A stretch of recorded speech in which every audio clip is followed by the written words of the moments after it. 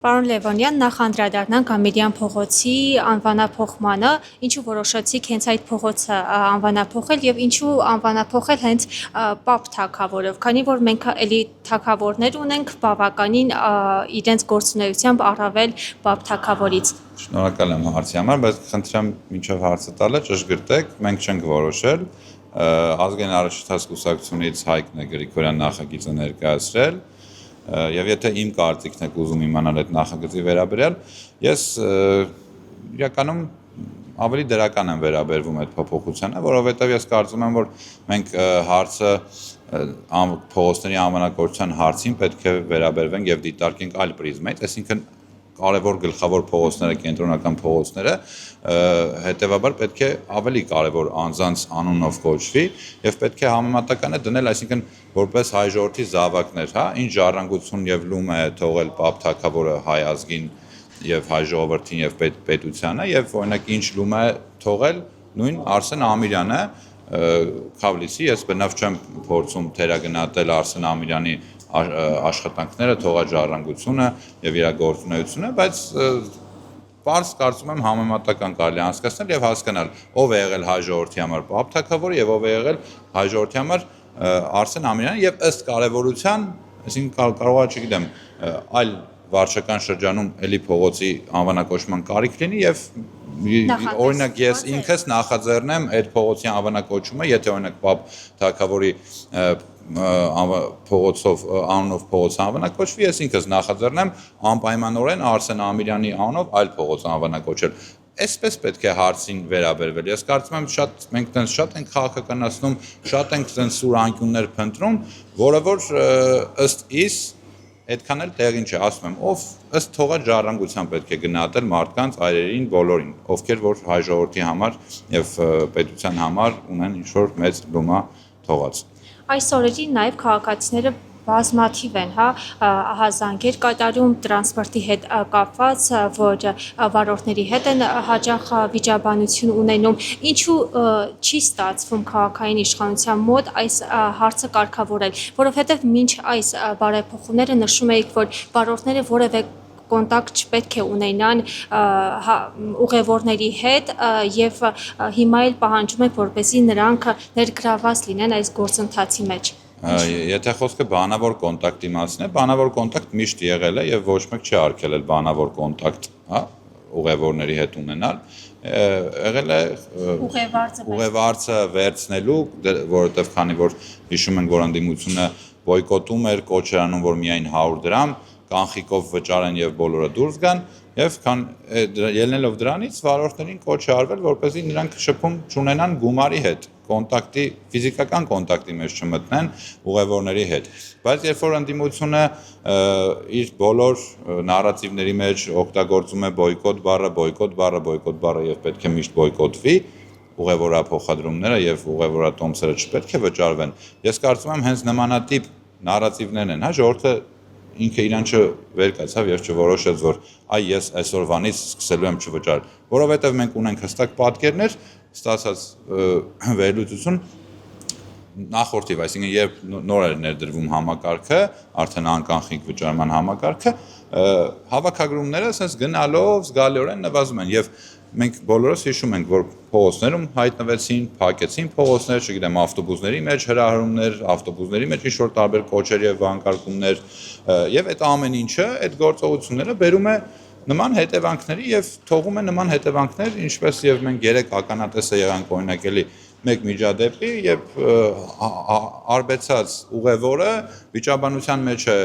բռնվել վարորդի հետ եւ բանը հասել է դանակահարությանը, այսինքն ինչը անընդունելի է։ Եթե մեր ընդդիմությունը չի գիտակցում իր քարոզի, իր կոչերի կամ չգիտեմ փորձում է իր քաղաքական դիվիդենդներ իր համար ավելի շատ քաղաքական դիվիդենդներ քաղելու նպատակով նմանատիպ բախման տանի ժողովրդին, հա, այսինքն պատկան մարմիններին, քաղաքապետարանի ավտոբուս ՓԲ-ի աշխատակիցներին, վարորդներին եւ ժողովրդին բնականաբար ունենալու է նմանատիպ հետևանք։ Ես կարծում եմ, այս ամեն ինչը շատ արագ եւ հեշտ լուծելի է, սա մշակույթի ներդրման հարց է, ինչը որ մենք ունեցել ենք։ Ես ինքս, հա, հիշում եմ 20 տարի առաջ երբ որ ես ինքս երթուղային տրանսպորտով գազելով երթևեկում այդպես մարդ չկար որ գումարը չտար բոլորը տալիս իջնում էին բայց 100 դրամ էին տալիս ասենք շատ ոչ բարեկարգ տրանսպորտի համար Հիմա երթևեկում եք ձեր բարեկարգ Հիմա էլ եմ ավտոբուսներով հիմա էլ եմ այո երթևեկում եմ եւ տեսնում եմ որ օրինակ առավոտյան խցանման պիկ ժամերին աշխատանքի գնալու եւ տուն դարձի ժամերին երբ որ երեկոյան 6-ին 7-ին սովորաբար ետ են վերադառնում մարդիկ օգտվում են հանրային տրանսպորտից կան խցանումներ, կան նաև բեռնվածություն եւ կա որոշակի անհարմարություն, ինչի եւ պատրվակով այս մի առաջիկայում մոտարապես եթե չեմ սխալվում տարվա վերջ նախատեսվում է եւս նոր 170 ավտոբուսի շարժակազմերի ներդնում մեր երթուղիների մեջ, ինչը որ զգալիորեն կթեթևացնի հենց այդ ծանրաբեռնվածությունը եւ կթոթափի ինչ-որ չափով մեր երթևեկը եւս։ Պարոն Լևոնյան, նաև կխնդրեմ անդրադառնալ Կիսակովի պողոտայում տեղի ունեցող այս օրերին շինաշխատանքներին, քաղաքացիները վերջին օրերին բազմաթիվ ահազանգեր են կատարում, խցանումների մեջ են հայտնվում եւ միակողմանի էր, ինչու որոշեցիք հենց այս պահին ընդհանրապես ինչպես կմեկնաբանեք Ասեմ, որ Գազպրոմ Արմենիա ընկերությունը, եթե չեմ սխալվում, անունը, եթե ճիշտ եմ հիշում, իրականացնում է գազախողովակների անցկացման կամ փոփոխման աշխատանքներ այդ հատվածով եւ այդ իսկ պատճառով այսպես թե այնպես ճանապարհի զգալի հատվածը պետք է բացվի եւ խողովակները գետնի տակով անցկացվեն եւ նաեւ ելնելով նրանից որ որոշակի հատվածներում եղել են փոսեր, եղել է ոչ բարեկարգ վիճակ ճանապարհի եւ մաշվածություն, որովհետեւ եթե չեմ սխալվում 15-16 թվականին է հիմնանորոգվել Իսակովի պողոտան, այսինքն արդեն գրեթե 10 տարի ժամանակ է անցել եւ նաեւ հաշվի առնելով որ մայիսին COP17 միջոցառումներ է լինելու եթե չեմ սխալվում մայիսին եւ բնականաբար 150 եւ ավելի երկրներից հյուրեր են ժամանելու Հայաստան եւ մայիսին էլ ունենք իրադարձություն Եվրոմիության ներկայացուցիչներ են լինելու Հայաստանում բնականաբար պետք է ավելի մաքսիմալ պատշաճ կերպով մոտենալ հարցին եւ եթե ես ճիշտ գիտեմ ասֆալտապատման աշխատանքները իրականացնում են տարածքային կառավարման եւ ենթակառուցվածքների նախարարությունը այլ ոչ թե քաղաքապետարանը եւ ժամկետների մասով քանի որ ես այս բան եւ լիազորված չեմ եւ տեղեկացված չեմ կարող ձեզ ասել բայց վստահեցնում եմ ձեզ որ մաքսիմալ արագ կերպով կլուծվի եւ ես կարծում եմ որ մայիսի սկիզբ կունենանք մենք արդեն պատրաստ ճանապարհ Իսկ որպես նաև քաղաքային իշխանության անդամ, ինչպես եք վերաբերվում այն ամենին, որ անձրևի տակ ասֆալտ են բաժանում, նման տեսանյութեր հրապարակվել։ Ես ինքս չեմ տիրապետում ճանապարհաշինարարական, տեխնիկական, այսպես ասած, այդ նորմաներին եւ ստանդարտներին։ Ես կարծում եմ, որ ամեն դեպքում, եթե աշխատանքները չհամապատասխանեն նախագծով սահմանված կարգին, ձևին եւ որակին, բնականաբար դրանք չեն ընդունվի, բայց ես գիտեմ, որ կան տարբեր տեխնոլոգիաներ եւ մեթոդիկաներ, կան սառը ասֆալտ են ասում, սառը ասֆալտ, ես ինչ որ նյութեր են քիմիական օգտագործում այդ տիպի ասֆալտապատման ժամանակ,